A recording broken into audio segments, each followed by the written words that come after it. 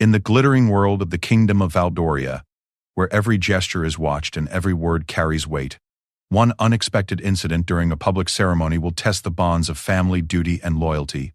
When young Prince Alexander's protective instincts clash with royal expectations, a chain of events unfolds that will change the royal family forever. This is the story of how a split-second decision by a child exposed hidden tensions, family rivalries, and long-buried secrets that the palace had worked tirelessly to keep hidden. Sometimes the most innocent actions can have the most profound consequences, and in the royal court of Valdoria, nothing is ever as simple as it appears.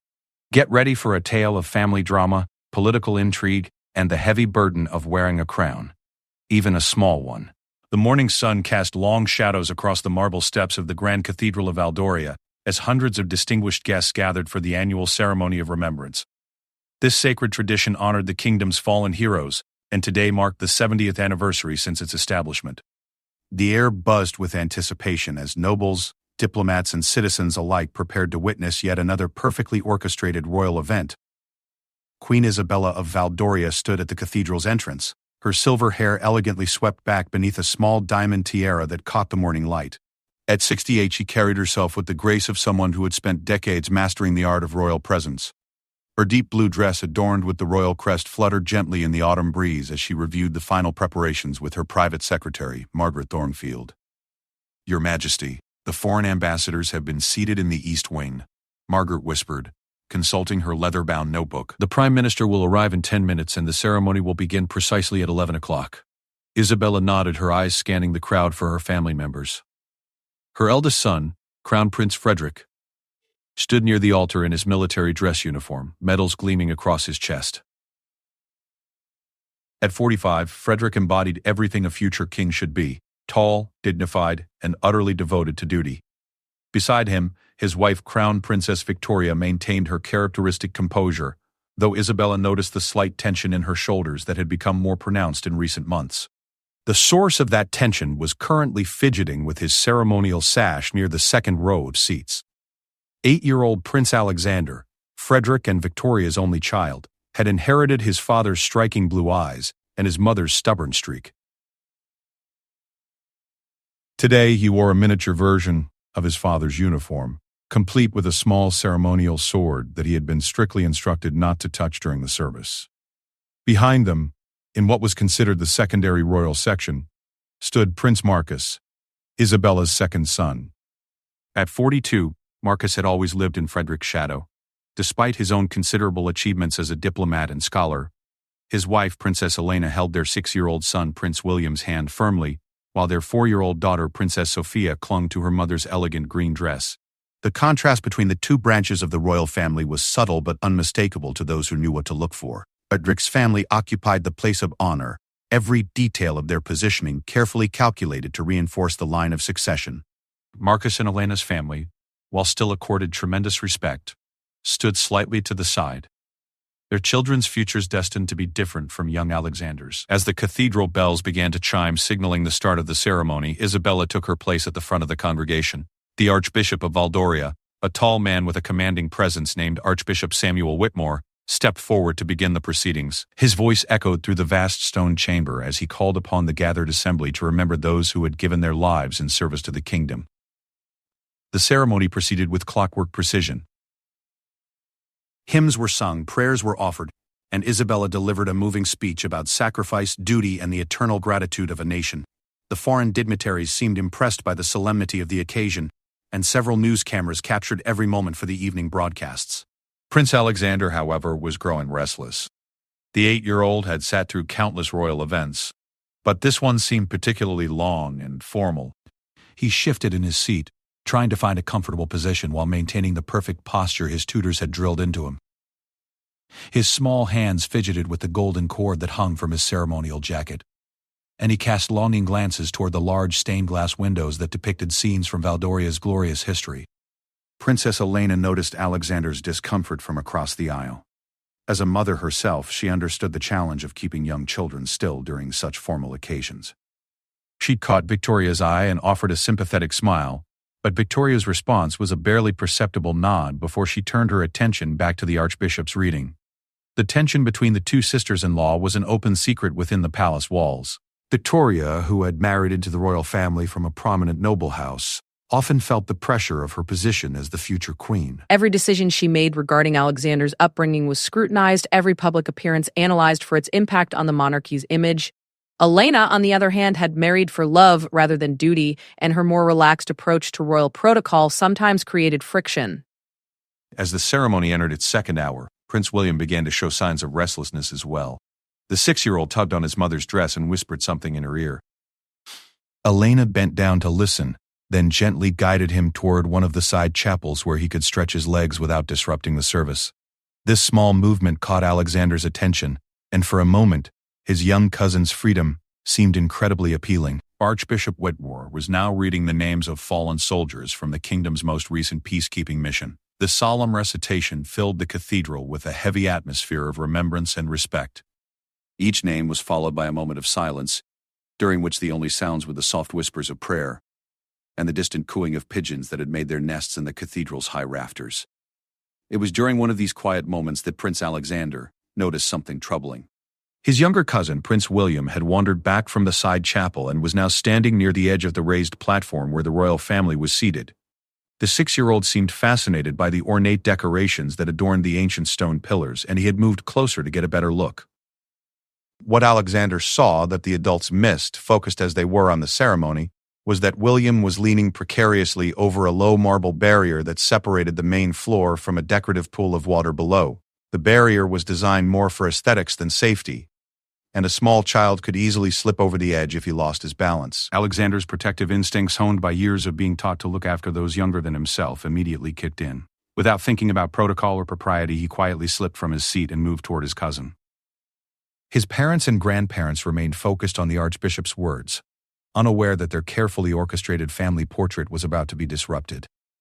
The cathedral's head of security, Captain James Morrison, was a former military officer who had served the royal family for 15 years.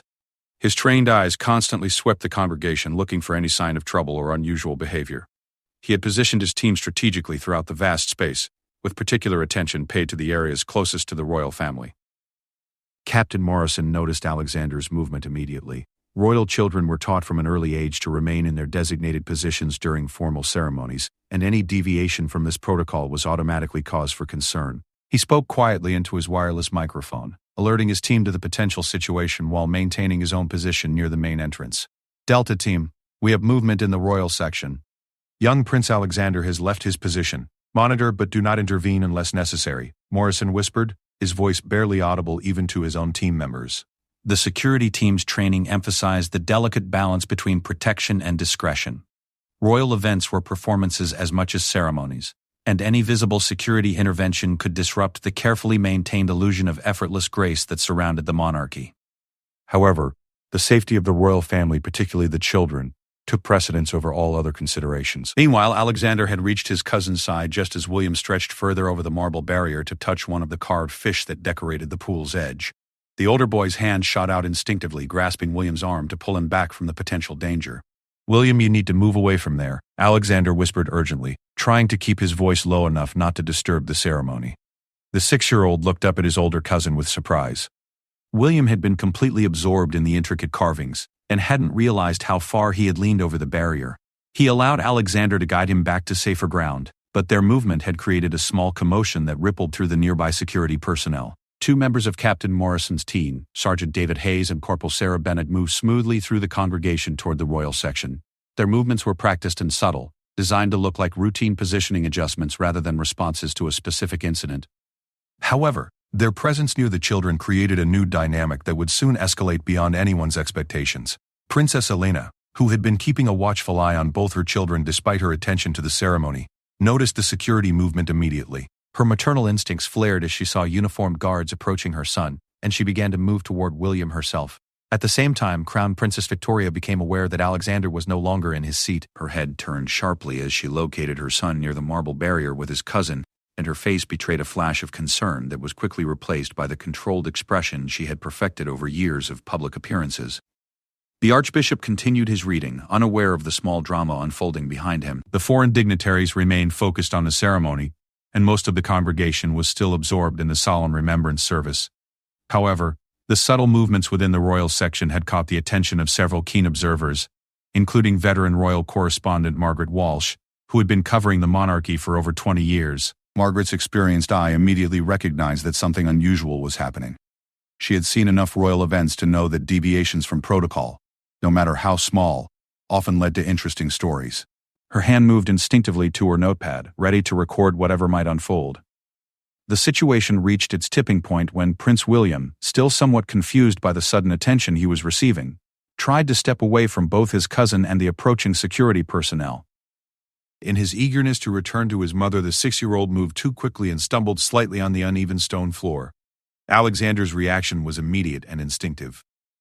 Seeing his younger cousin lose his balance, the 8-year-old lunged forward to steady him, his small hands grasping William's shoulders firmly to prevent a fall.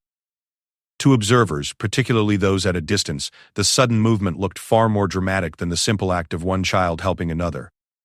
Sergeant Hayes, trained to respond to any unexpected physical contact involving the royal children, stepped forward with professional efficiency. His movement was not aggressive, but it was decisive, and his presence immediately changed the atmosphere around the two young princes. "Your Highness, please step back," Hayes said quietly, his voice carrying the authority of his position while remaining respectful of Alexander's royal status. The 8-year-old looked up at the tall security officer with confusion and a hint of defiance. Alexander understood that he had left his assigned position, but he also knew that he had been trying to protect his cousin. The conflict between following rules and doing what he believed was right created a moment of tension that would soon spiral beyond anyone's control. Princess Elena reached the group first, her maternal concern overriding all considerations of protocol. She knelt beside William, checking to ensure he was unharmed while trying to understand exactly what had transpired. Her gentle questions to her son were conducted in soft whispers, but her body language conveyed both worry and a growing frustration with the security response. "William, sweetheart, are you all right?" "What happened?" Elena asked, her hands moving over her son's small frame to check for any signs of injury.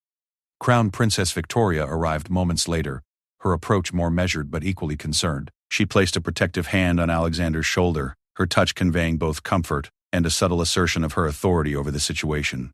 "Alexander, you must return to your seat immediately," Victoria said firmly, her voice carrying the weight of royal command tempered by maternal concern. Captain Morrison, monitoring the situation from his position near the main entrance, made a difficult decision.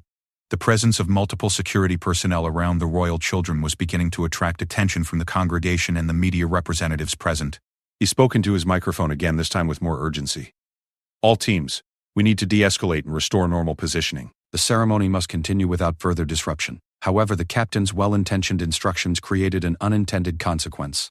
Corporal Bennett, eager to follow orders and restore protocol, approached the group with the intention of gently guiding the children back to their proper positions. Her movement, combined with Sergeant Hayes's continued presence, created what appeared to be a security response far out of proportion to the actual incident.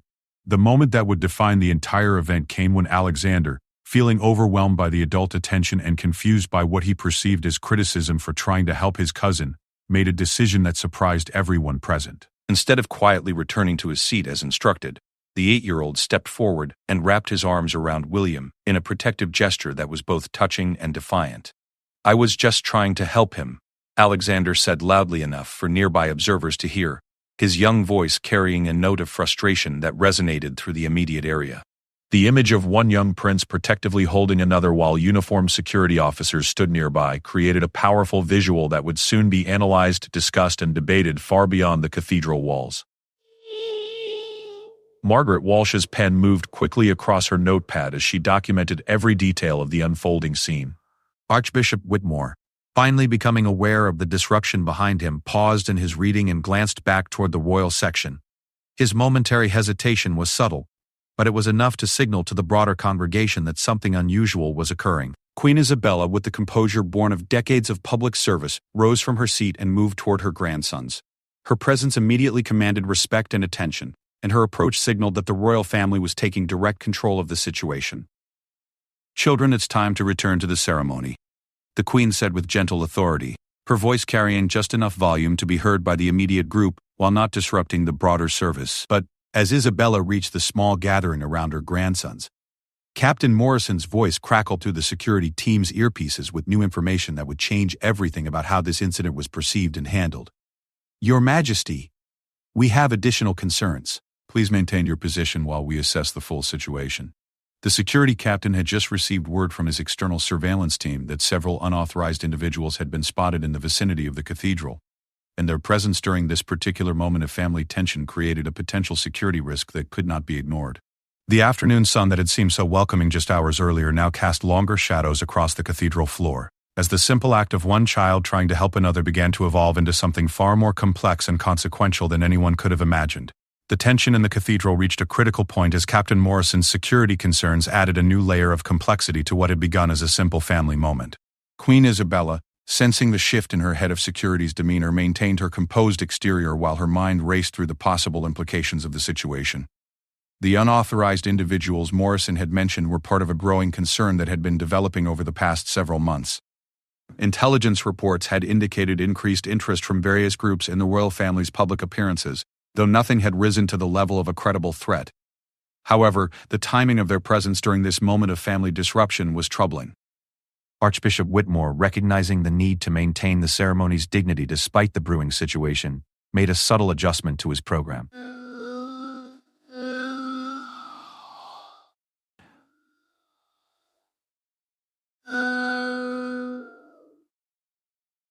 Our traditional sister, a Western British community, was coasting, pressing. The familiar melody began to fill the vast space as the congregation rose to their feet.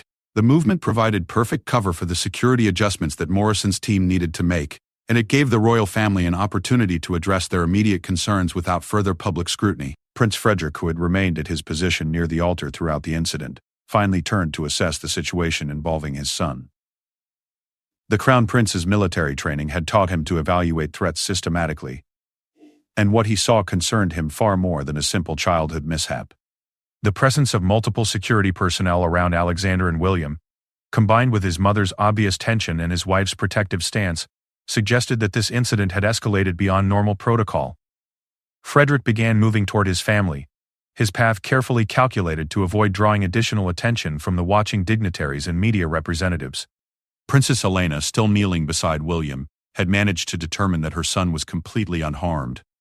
However, her concern had shifted from his physical well-being to the broader implications of what had just occurred. Elena had always been sensitive to the different pressures faced by Alexander as the direct heir compared to her own children's more flexible roles within the family. "William, can you tell Mama exactly what happened?"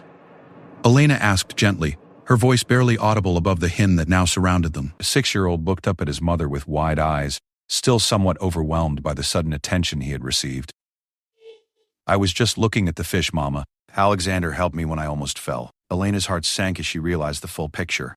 Her son had indeed been in potential danger, and Alexander's protective action had been both appropriate and necessary. The security response, while professionally executed, had created an appearance of crisis where none had actually existed. Crown Princess Victoria, meanwhile, was struggling with her own complex emotions. Her protective instincts regarding Alexander warred with her deep understanding of royal protocol and the potential consequences of this public disruption. Victoria had spent years carefully managing her son's public image, ensuring that every appearance reinforced his future role as king while still allowing him to be a child. "Alexander, you did the right thing helping William," Victoria whispered to her son, her words chosen carefully to acknowledge his good intentions while preparing him for the conversation that would inevitably follow this incident. The 8-year-old looked up at his mother with relief, having feared that he was in serious trouble for leaving his assigned position. Alexander's young mind struggled to understand why doing the right thing could create such complications, but his mother's gentle approval eased his immediate anxiety. Captain Morrison, coordinating his team's response through subtle hand signals and whispered communications, was working to balance multiple priorities simultaneously. The security concerns about the unauthorized individuals outside required immediate attention, but any visible escalation inside the cathedral could create panic among the hundreds of assembled guests. Sergeant Hayes and Corporal Bennett, following their captain's refined instructions, began gradually expanding their protective perimeter around the royal family while maintaining the appearance of routine positioning. Their movements were designed to address external threats, without suggesting to the public that any immediate danger existed. The hymn continued to provide cover for these adjustments, but Margaret Walsh, the veteran royal correspondent, had noticed the subtle changes in security posture. Her experienced observation skills allowed her to read the signs that most people would miss. The slight adjustment in the guards' positioning, the increased frequency of communication through their earpieces, and the way Captain Morrison's attention had shifted from internal ceremony management to external threat assessment. Margaret's journalistic instincts told her that this story was developing into something far more significant than a simple childhood incident. She began mentally composing the article that would need to be filed within hours of the ceremony's conclusion, knowing that the combination of royal family drama and potential security concerns would generate tremendous public interest. Queen Isabella, drawing upon decades of experience in managing royal crises, made a decisive intervention that would help diffuse the immediate situation. With the grace that had defined her entire reign, she stepped forward and placed a gentle hand on each of her grandson's shoulders. "Alexander William, you have both shown great care for each other today," the Queen said, her voice carrying just enough authority to command attention while remaining warm and grandmotherly. "Now, let us show the same care for our guests by rejoining the ceremony." The Queen's words served multiple purposes. They validated Alexander's protective actions, reassured William that he had done nothing wrong, and provided a clear directive for returning to protocol without suggesting that anyone had made a significant mistake. Isabella's ability to diffuse tension while maintaining dignity was one of the skills that had made her such an effective monarch. Prince Marcus, observing the situation from his position with the secondary royal family section, felt a familiar mixture of admiration and frustration. He watched his mother handle the delicate situation with characteristic skill while he remained relegated to the role of observer, rather than participant in family crisis management. Marcus's relationship with his older brother Frederick had always been complicated by their different roles within the succession. While Frederick bore the weight of future kingship, Marcus often felt like an understudy who was expected to be prepared but never quite included in the central drama of royal life. Watching his nephew Alexander navigate the pressures of being the future heir brought back memories of his own childhood experiences. As the hymn reached its conclusion, Archbishop Whitmore prepared to deliver the closing benediction that would officially end the ceremony. However, he had been discreetly informed by palace staff about the need to facilitate a smooth transition that would allow the royal family to address their security concerns without creating public alarm. Before we conclude this sacred service, the Archbishop announced Her Majesty Queen Isabella would like to offer a final word of remembrance.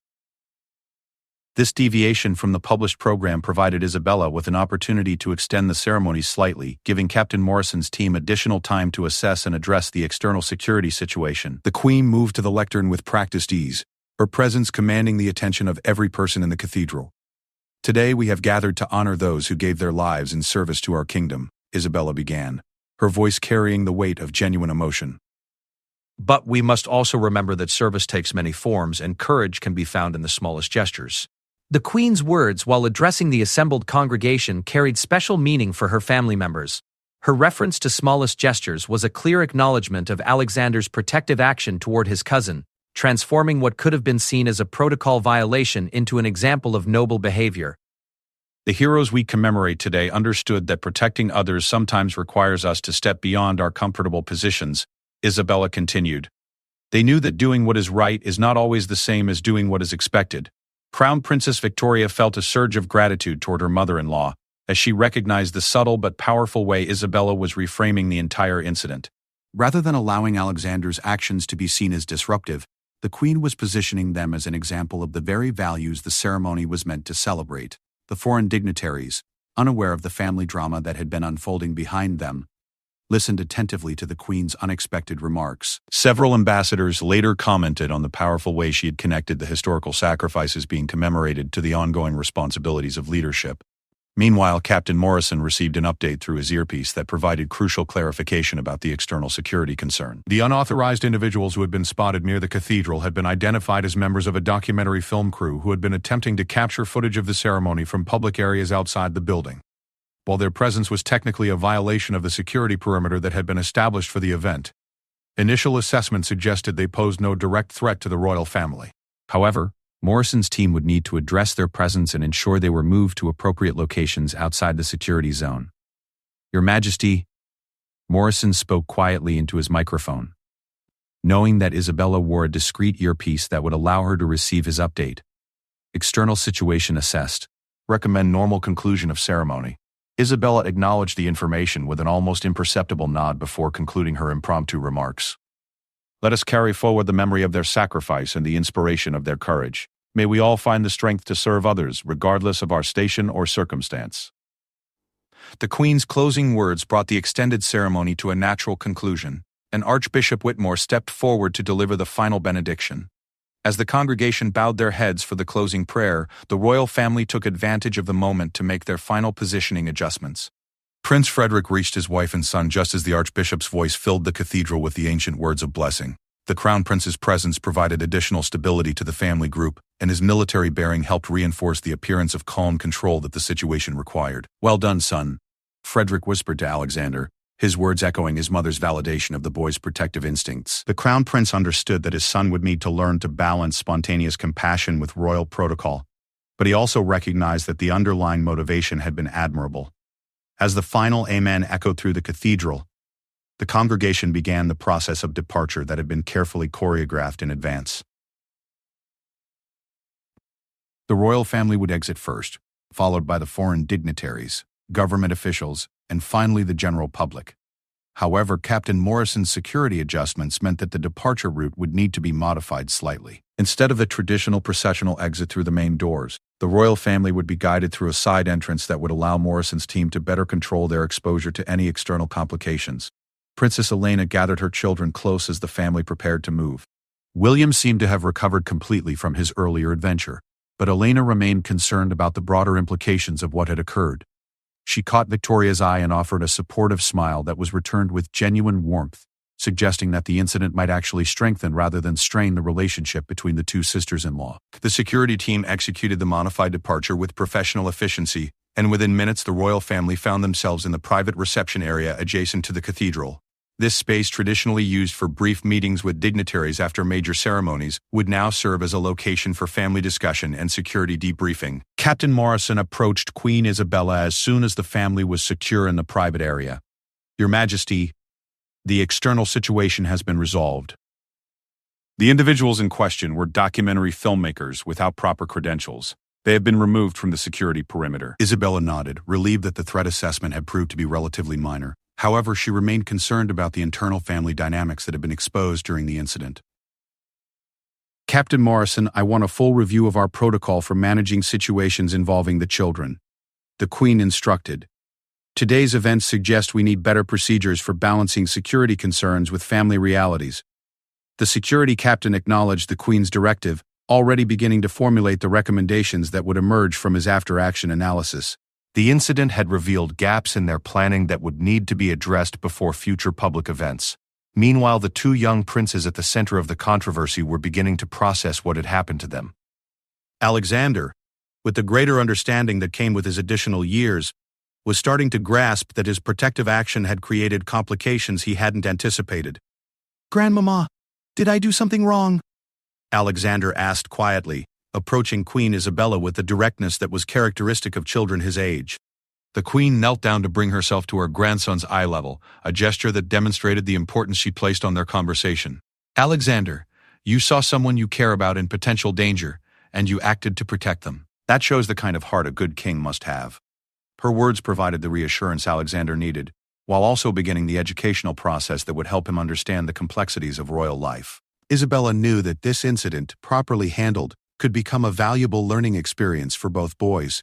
However, as the family gathered in the private reception area, Margaret Walsh was already composing the story that would dominate the evening news and tomorrow's headlines. The veteran correspondent had witnessed enough royal events to recognize when a simple incident had the potential to become a defining moment, and she sensed that this afternoon's events would resonate far beyond the cathedral walls. The consequences of those few minutes during the ceremony were only beginning to unfold, and the royal family would soon discover that managing the public narrative would prove far more challenging than handling the original incident itself. The private reception room adjacent to the cathedral buzzed with quiet but intense activity as the royal family gathered to process the events that had just unfolded. The space, normally reserved for meeting with distinguished guests after ceremonial occasions, now served as an impromptu crisis management center, where family dynamics, security protocols, and public relations concerns would need to be carefully balanced. Queen Isabella stood near the room's tall windows, which offered a view of the cathedral grounds where media representatives were already setting up for their post-ceremony reports. The Queen's experienced eye could see Margaret Walsh among the journalists, and Isabella knew that the veteran correspondent's presence meant this story would receive the thorough analysis that could either help or harm the royal family's image. Crown Prince Frederick had positioned himself near the room's entrance, instinctively taking on the protective role that had defined much of his adult life. His military bearing remained evident, but those who knew him well could detect the subtle signs of tension around his eyes. Frederick understood that this incident, however innocent its origins, had the potential to complicate his son's future in ways that were only beginning to become apparent. Prince Marcus found himself in the familiar position of being present for a family crisis while not being central to its resolution. He watched his older brother take charge of the situation with a mixture of admiration and resignation. Marcus had spent his entire life observing Frederick handle the pressures of being the heir apparent, and today's events reminded him of the unique burdens that would one day fall on his nephew Alexander's shoulders.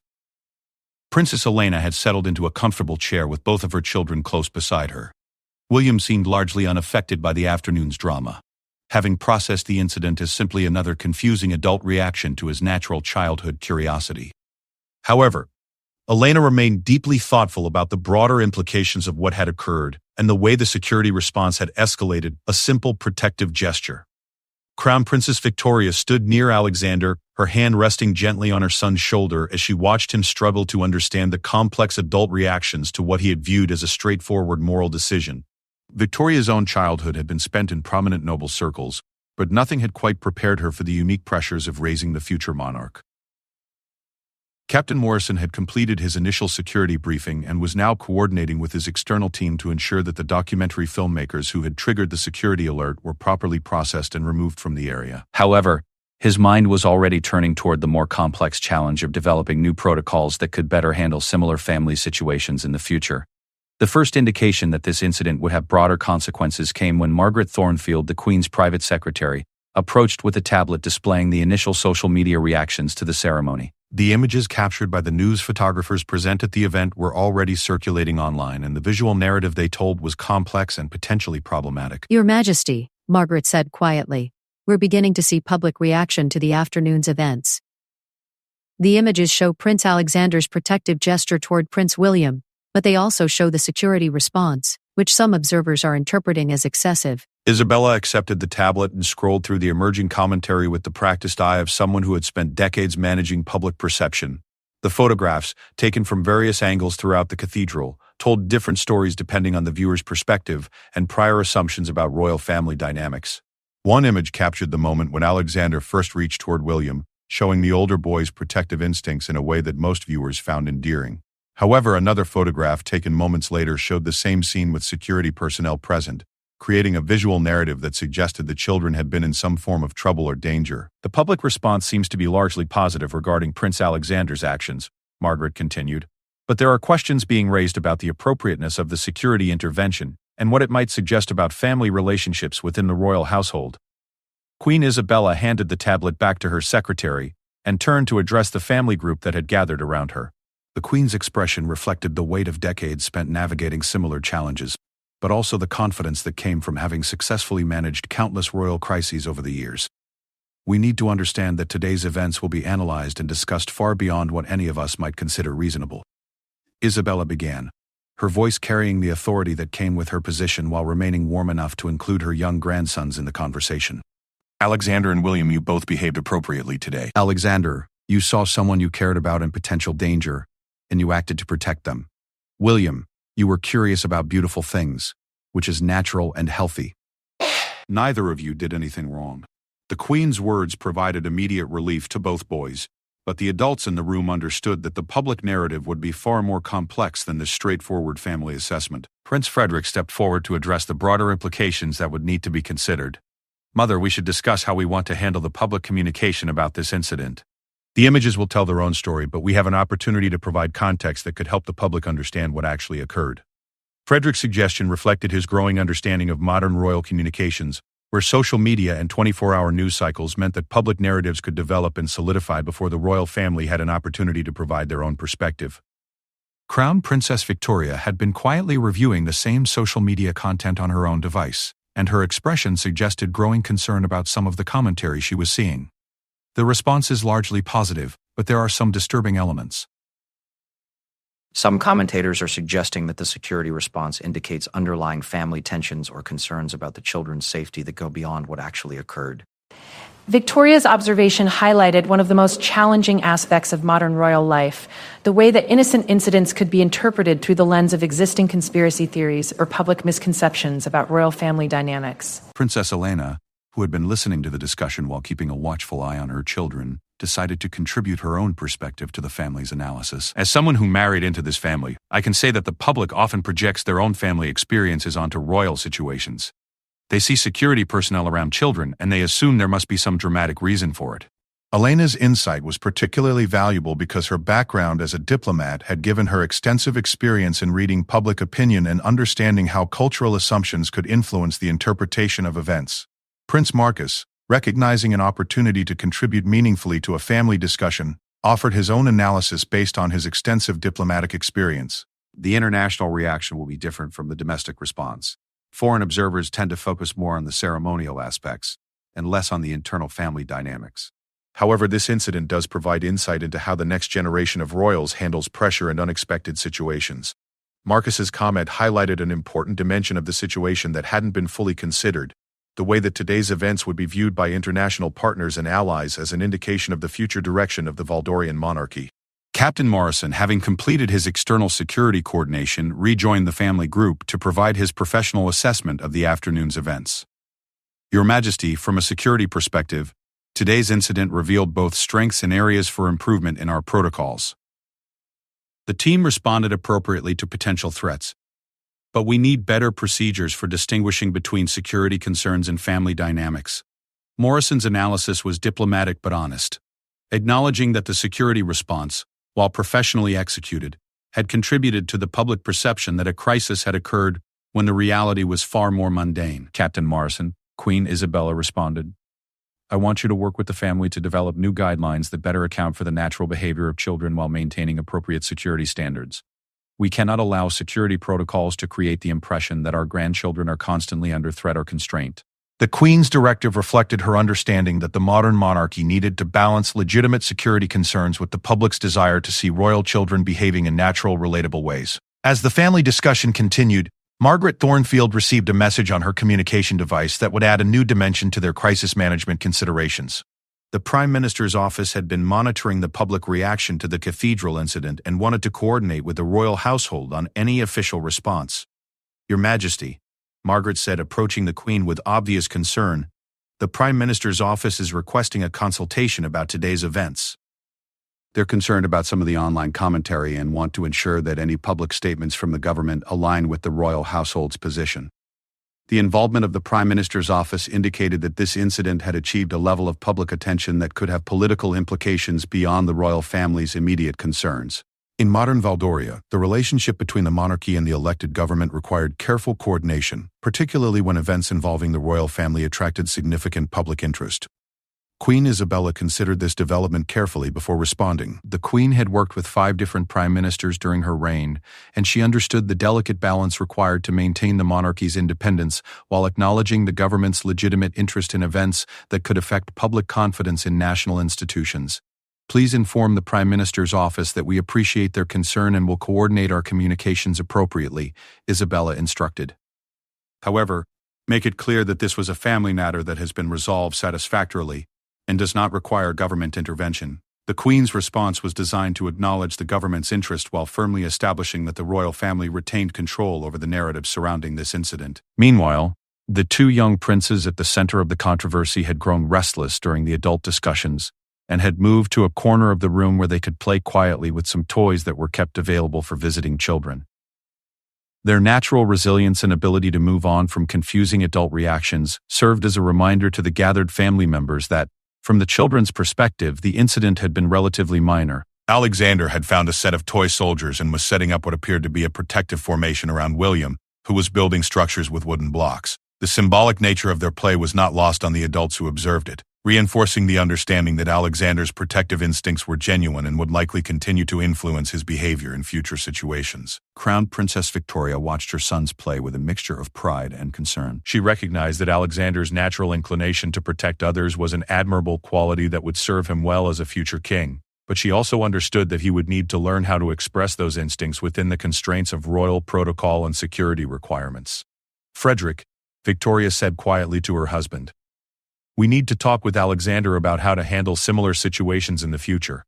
He did the right thing today, but we need to help him understand how to communicate with security personnel when he sees potential problems. Frederick nodded, understanding that this incident provided invaluable teaching opportunity for their son. The Crown Prince had his own memories of learning to navigate the complex relationship between personal instincts and royal responsibilities, and he wanted to help Alexander develop those skills more smoothly than he had managed in his own youth. As the afternoon wore on, the family's immediate crisis management discussion began to evolve into a broader conversation about the challenges of raising royal children in an age of social media and constant public scrutiny. The incident at the cathedral had served as a catalyst for examining issues that had been developing gradually over time. Princess Elena contributed her perspective as a mother who had chosen to maintain a somewhat lower public profile for her children. The pressure on Alexander is different from what William and Sophia experience, but all of our children will need to learn how to handle public attention and media interpretation of their actions.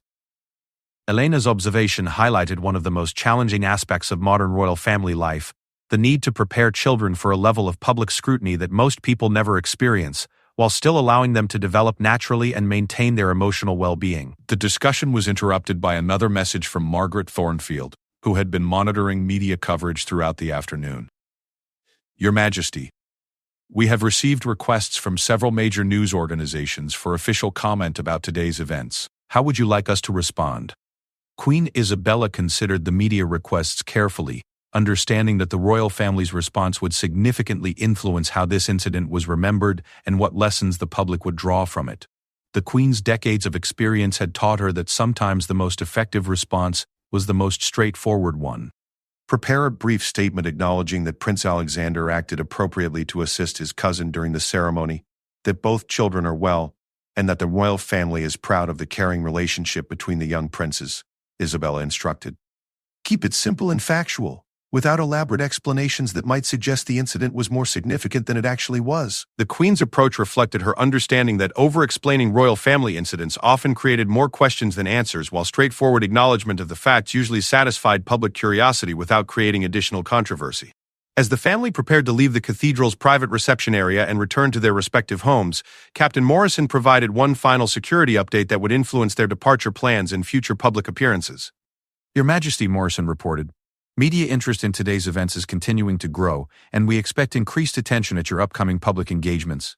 We recommend reviewing the security protocols for next week's events to ensure appropriate preparation for elevated public interest. The security captain's recommendation reflected the reality that royal incidents often created a period of heightened media attention that could affect not just the family members directly involved, but the entire royal household's public activities for weeks to come. Queen Isabella accepted Morrison's assessment while making a mental note that this incident would serve as a valuable case study for improving the royal family's crisis management procedures. The Queen had learned over the years that every challenge also presented an opportunity to strengthen the monarchy's resilience and adaptability. As the family members gathered their belongings and prepared to leave, the two young princes continued their play, largely oblivious to the adult concerns that had dominated the afternoon's discussion. Their natural ability to focus on the present moment and move beyond confusing experiences served as a reminder that, while the incident would be analyzed and discussed extensively by adults, the children themselves had already processed it and moved on to other interests. The late afternoon sun that streamed through the reception room's windows cast long shadows across the floor as the royal family prepared to face the next phase of their public response to the cathedral incident. None of them could have predicted how this simple act of childhood protection would continue to resonate in ways that would test their understanding of family, duty, and the complex relationship between private emotions and public expectations. 3 days after the cathedral incident, the royal family discovered that their carefully crafted public statement had done little to contain the growing media fascination with what was now being called the royal rescue. The simple act of one child protecting another had evolved into a cultural phenomenon that revealed deep public feelings about family protection and the role of the monarchy in modern society. Margaret Walsh's initial report, published in the evening edition of the Valdorian Herald, had set the tone for much of the subsequent coverage. Her article, titled "Young Prince Shows Royal Heart in Cathedral Moment," focused on Alexander's protective instincts and drew parallels to historical examples of royal courage and service. The piece was largely positive, but it had also raised questions about royal family dynamics that other journalists were eager to explore. Queen Isabella sat in her private study at the palace, reviewing the morning's collection of newspapers and online articles that her staff had compiled for her daily briefing. The coverage ranged from heartwarming human interest stories about the bond between cousins to more analytical pieces examining the pressures faced by royal children and the effectiveness of current security protocols. One article that particularly caught the Queen's attention was written by Dr. Sarah Mitchell, a child psychologist who specialized in families living under public scrutiny. Dr. Mitchell's piece, published in the Valdorian Journal of Family Studies, analyzed the cathedral incident as an example of how children navigate complex social expectations while maintaining their natural emotional responses. The parents put differences in mind purpose. Prince Alexander's actions demonstrate the kind of emotional intelligence and protective instinct that suggests strong family bonds and healthy moral development, Dr. Mitchell had written. However, the adult reactions to his behavior also illustrate the unique pressures faced by children who must balance natural impulses with institutional expectations. The psychologist's analysis resonated with Isabella because it acknowledged both the positive aspects of Alexander's behavior and the legitimate concerns about helping him develop within the constraints of royal life. The Queen made a mental note to discuss this article with Victoria and Frederick when they met later that morning. Meanwhile, at Frederick and Victoria's residence, the Crown Prince family was dealing with their own set of consequences from the cathedral incident. Alexander had become something of a hero among his classmates at the exclusive St. James Academy, where several children had approached him with questions about what it was like to be a real prince who protected people. Victoria watched her son navigate these new social dynamics with a mixture of pride and concern. Alexander had always been popular among his peers, but the public attention generated by the cathedral incident had added a new dimension to his school relationships that required careful management. Alexander seems to be handling the attention well, Victoria observed to Frederick as they watched their son play in the palace gardens during his afternoon break from tutoring. But I'm concerned about how this might affect his relationships with other children in the long term. Frederick understood his wife's concern. The Crown Prince had his own memories of childhood experiences where public attention had complicated his friendships and made it difficult to maintain normal social relationships. He was determined to help Alexander avoid some of the isolation that Frederick had experienced during his own youth.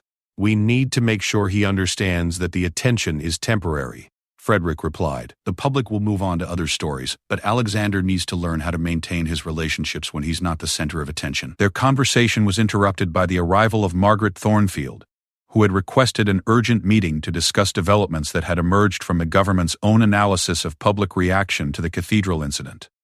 "Your Royal Highnesses," Margaret began, "the Prime Minister's office has completed their assessment of public opinion regarding last week's events, and they have some observations that they believe you should consider." Victoria and Frederick exchanged glances, both wondering what governmental perspective might add to their understanding of what they had viewed primarily as a family matter. The polling data shows overwhelmingly positive public response to Prince Alexander's actions. Margaret continued. However, the government is concerned about some of the commentary that has emerged regarding royal security protocols and their impact on the children's development. Frederick leaned forward, interested in understanding how political considerations might affect their family's approach to future public appearances.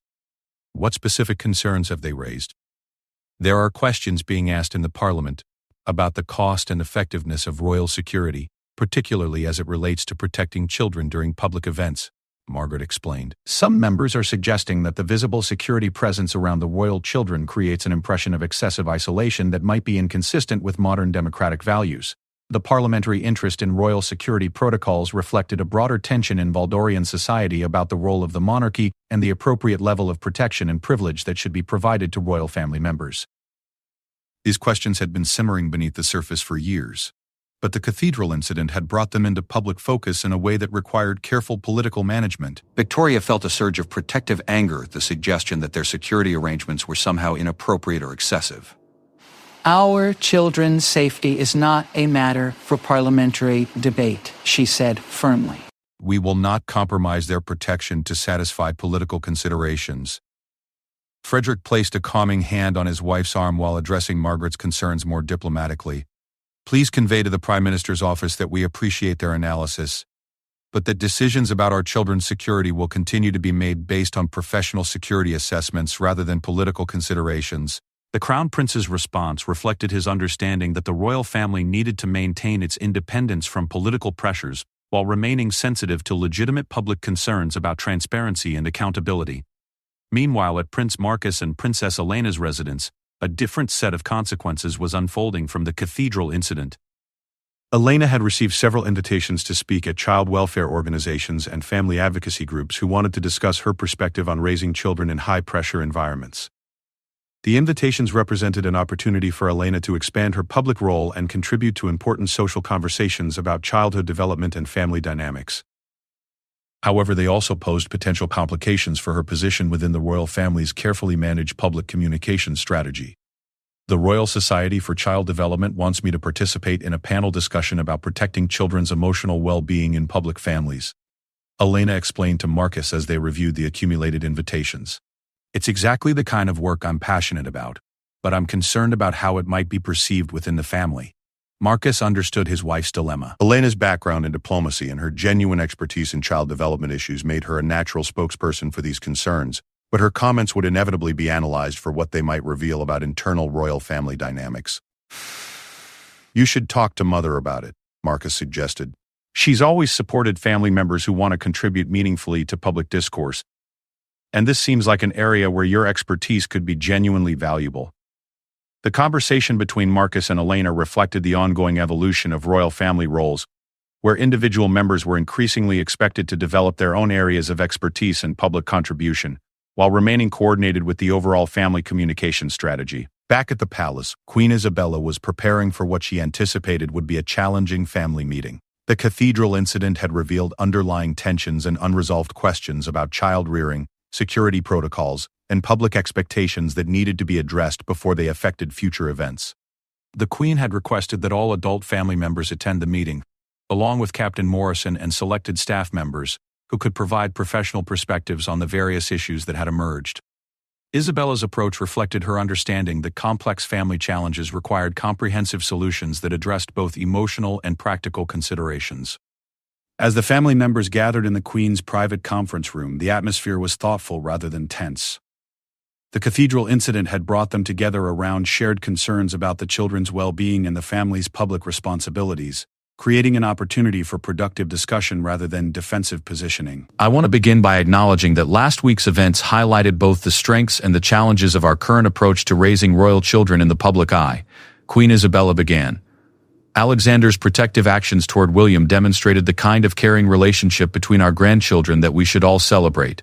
The Queen's opening remarks established a positive framework for the discussion while acknowledging that there were practical issues that needed to be addressed. However, Isabella continued, we also need to examine how our security protocols, communication strategies, and family dynamics contributed to the public narrative that developed around this incident.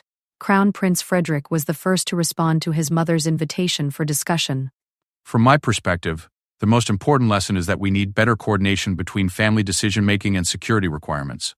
Alexander made the right moral choice, but our systems weren't prepared to support that choice without creating the appearance of crisis. Frederick's analysis reflected his military background and his growing understanding of the complex logistics required to manage royal family public appearances successfully. Princess Elena contributed her perspective as someone who had experience observing royal family dynamics from both inside and outside the institution. I think we also need to consider how our children's relationships with each other might be affected by different security protocols and public expectations. William and Sophia have different pressures than Alexander, but they're all family, and they need to be able to maintain natural relationships with each other. Elena's observation highlighted an important dimension of the situation that hadn't been fully considered: the impact of security and protocol differences on the children's ability to develop and maintain normal family relationships. Captain Morrison provided his professional security assessment of the lessons learned from the cathedral incident. From a security perspective, we need protocols that can distinguish more effectively between family interactions and potential threats. Our current procedures work well for managing external threats, but they need refinement when dealing with situations that involve family members interacting with each other. Morrison's analysis acknowledged that security protocols developed for protecting individual royal family members needed adjustment when applied to situations where multiple family members were present and interacting naturally with each other. The discussion continued for over 2 hours as family members and staff explored various aspects of the challenges revealed by the cathedral incident. Topics ranged from practical security adjustments to broader questions about public communication and the educational approach used to prepare royal children for their future responsibilities. One of the most significant outcomes of the meeting was Queen Isabella's decision to establish a new royal family council specifically focused on children's issues.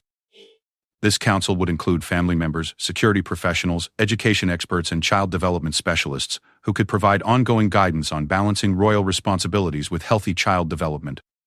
We need systematic support for decision-making about our children's lives, Isabella explained. Individual incidents like last week's events should be addressed within a framework of clear principles and professional expertise rather than being handled as isolated crises. The Queen's decision reflected her understanding that the challenges facing royal children would continue to evolve as media attention and public expectations changed, requiring proactive planning rather than reactive crisis management. As the family meeting concluded, Crown Princess Victoria approached Queen Isabella with a request that demonstrated her growing confidence in advocating for her son's needs. Your Majesty, I would like Alexander to receive some additional training in how to communicate with security personnel during public events. He needs to understand how to alert them to potential problems without creating the appearance of crisis. Victoria's request showed her understanding that Alexander would continue to encounter situations where his protective instincts might conflict with standard protocols, and that he needed skills for managing those conflicts more effectively. Queen Isabella approved Victoria's request and suggested that all of the royal children receive similar training as part of their ongoing education in royal responsibilities. It's important that our grandchildren understand how to work with the people who are responsible for their safety, the Queen agreed. This kind of training should be part of their regular education, not something we provide only after problems arise. The decision to provide formal training for the children reflected the family's commitment to learning from the cathedral incident while preparing better for similar situations in the future. As the family members departed from the meeting, each carrying new responsibilities and perspectives that had emerged from their discussion, the late afternoon sun cast long shadows across the palace courtyard. The cathedral incident, which had begun as a simple moment of childhood protection, had evolved into a catalyst for examining and improving virtually every aspect of how the royal family managed their public and private responsibilities. The changes that would emerge from this process would affect not only how Alexander, William, and Sophia navigated their royal roles, but also how future generations of royal children would be prepared for the unique challenges and opportunities of their positions within the Valdorian monarchy. However, none of them could have anticipated how the implementation of these new approaches would be tested just 3 weeks later, when another unexpected incident would challenge everything they thought they had learned from the cathedral events. 6 months had passed since the cathedral incident, and the changes implemented by the royal family had begun to show their effectiveness in managing the complex challenges of raising royal children in the public eye. The new Children's Council had met regularly, providing guidance on everything from security protocols to educational approaches, while the formal training program for royal children had helped Alexander, William, and Sophia develop better understanding of their public responsibilities. The true test of these improvements came during the kingdom's annual Children's Charity Festival, a major public event where royal family members traditionally interacted extensively with young people from across Valdoria. This year's festival would be particularly significant because it would mark Alexander's first major public appearance since implementing his new communication training with security personnel. Queen Isabella arrived at the festival grounds on a crisp spring morning, accompanied by the full extended royal family and a security team that had been restructured based on lessons learned from the cathedral incident. Captain Morrison, working with new protocols developed by the Children's Council, had positioned his team to provide protection while maintaining the relaxed atmosphere that was essential for the festival's success. The festival grounds buzzed with excitement as thousands of children and their families gathered to participate in activities ranging from traditional games to educational exhibits about Valdorian history and culture.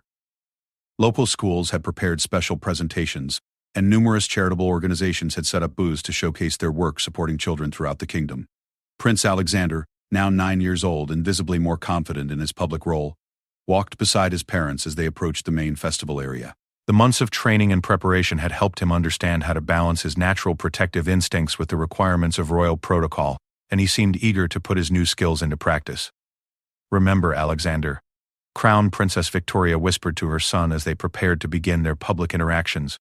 "If you see anything that concerns you, the first step is to inform Captain Morrison or one of his team members. They're here to help you help others." Alexander nodded seriously, demonstrating his understanding of the lessons he had learned since the cathedral incident. The young prince had embraced the idea that effective leadership required working with others, rather than trying to handle every situation independently. Prince William and Princess Sophia, now 7 and 5 years old respectively, accompanied their parents Prince Marcus and Princess Elena as they approached a different section of the festival grounds. The Children's Council had recommended that the two family groups cover different areas of the event, both to maximize their impact with festival attendees and to reduce the security complexity of managing all the royal children in a single location. Eleanor had accepted several speaking engagements in the months following the cathedral incident, becoming a respected voice on children's issues and family dynamics. Her work with child welfare organizations had enhanced her public profile while providing valuable expertise that benefited the entire royal family's approach to child-related public events. As the royal families began their interactions with festival attendees, the carefully planned protocols developed over the past 6 months were put to their first major test. The security teams, now trained to distinguish more effectively between family interactions and potential threats, maintained protective positions while allowing for natural engagement between the royal children and their young visitors. Alexander's first significant interaction came when he noticed a young girl, approximately 6 years old, who seemed to be lost among the crowd of festival attendees. The girl, later identified as Sophie Chen, had become separated from her family while exploring the various exhibition booths, and she stood alone near the main stage area with obvious distress on her face. Drawing upon his training, Alexander immediately approached Sergeant Hayes, who was positioned nearby as part of the security team's new child-focused protocol. Sergeant Hayes, I think that little girl might be lost. Can you help her find her family? The 9-year-old prince's communication demonstrated the effectiveness of the training he had received in working with security personnel to address concerns he observed during public events. Instead of acting independently as he had during the cathedral incident, Alexander had successfully engaged appropriate support while maintaining his own role in the situation. Sergeant Hayes quickly assessed the situation and activated the festival's Lost Child protocol while acknowledging Alexander's observation. Thank you for noticing, Your Highness. We'll take care of this immediately. The security officer's response reflected the improved coordination between royal family members and security personnel that had been developed following the cathedral incident. Hayes was able to address the immediate concern while validating Alexander's protective instincts and his appropriate use of established procedures. Within minutes, festival staff had reunited Sophie Chen with her worried parents, and the incident was resolved without any of the complications that had characterized the cathedral events. Alexander had successfully identified a problem, communicated effectively with appropriate personnel, and contributed to a positive outcome without creating any appearance of crisis or protocol violation. Crown Princess Victoria, who had observed the entire interaction from a nearby location, felt a surge of pride in her son's mature handling of the situation. Alexander had demonstrated that he could maintain his natural caring instincts while operating effectively within the framework of royal responsibilities and security requirements. Well done, Alexander, Victoria said quietly to her son as they continued their progress through the festival. You showed excellent judgment in how you handled that situation. The prince's successful management of the lost child incident provided validation for the training and preparation that had been implemented following the cathedral events, but it also highlighted the ongoing challenges of balancing royal protocol with natural human responses to situations requiring help or intervention. Meanwhile, in another section of the festival grounds, Prince William was facing his own test of the lessons learned from the cathedral incident. While participating in a traditional game that involved throwing rings onto wooden pegs, William noticed that one of the other children, a boy with a mobility device, was having difficulty accessing the game area due to some temporary barriers that had been erected around the activity. Remembering the discussions his family had held about helping others while working within appropriate systems, William approached his mother, Princess Elena, with his observation.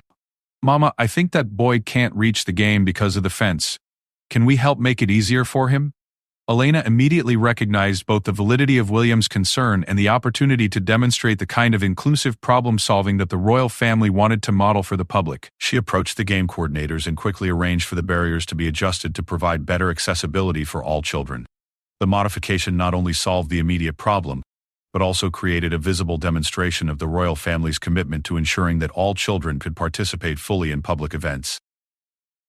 William's observation and Elena's response generated positive attention from attending families and media representatives who recognized the thoughtful consideration shown for inclusive participation. Princess Elena's handling of William's concern reflected the expertise she had developed through her work with child welfare organizations in the months following the cathedral incident. Her ability to identify and implement practical solutions for accessibility challenges demonstrated how individual royal family members could contribute their specialized knowledge to improving public events. As the festival progressed into the afternoon, Queen Isabella moved through the various activity areas, observing how her family members and grandchildren were implementing the lessons learned from their previous experiences.